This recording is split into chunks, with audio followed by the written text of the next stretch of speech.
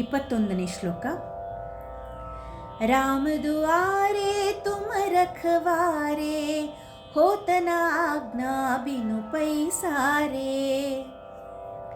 ಈ ಶ್ಲೋಕದ ಅರ್ಥ: ಹೇ ರಾಮದೂತ, ನಿನ್ನ ಅನುಗ್ರಹವಿಲ್ಲದೆ ಯಾರಿಗೂ ಪ್ರಭು ರಾಮಚಂದ್ರನ ದರ್ಶನ ಭಾಗ್ಯ ಲಭಿಸದು.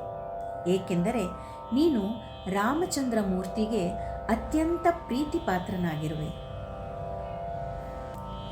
22ನೇ ಶ್ಲೋಕ ಹೀಗಿದೆ: ಸಬ್ ಸುಖ ಲಹೈ ತುಮ್ಹಾರಿ ಸರ್ನಾ, ತುಮ ರಕ್ಷಕ ಕಾಹೂ ಕೋ ಡರ್ನಾ.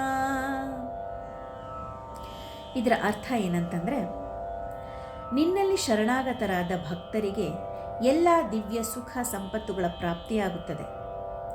ನೀನು ರಕ್ಷಕನಾಗಿರುವಾಗ ನಮಗೇಕೆ ಜನನ ಮರಣರೂಪಿ ಭವರೋಗದ ಭಯ?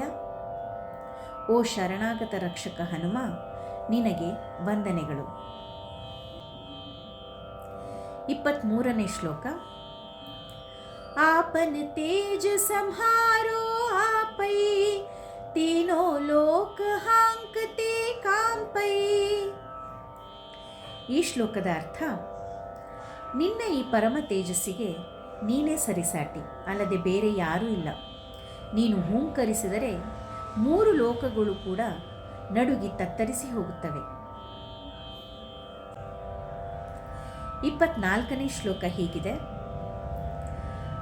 ಭೂತ ಪಿಶಾಚ ನಿಕಟ ನಹಿ ಆವೈ, ಮಹಾವೀರ ಜಬ ನಾಮ ಸುನಾವೈ. ಈ ಶ್ಲೋಕದಲ್ಲಿ ತುಳಸಿದಾಸರು ಹೇಳ್ತಾರೆ, ಎಲೈ ಮಹಾವೀರ, ನಿನ್ನ ನಾಮಸ್ಮರಣೆಯಿಂದ ಭೂತ ಪಿಶಾಚಾದಿ ದುಷ್ಟ ಶಕ್ತಿಗಳು ನಮ್ಮ ಹತ್ತಿರಕ್ಕೆ ಕೂಡ ಸುಳಿಯಲಾರವು.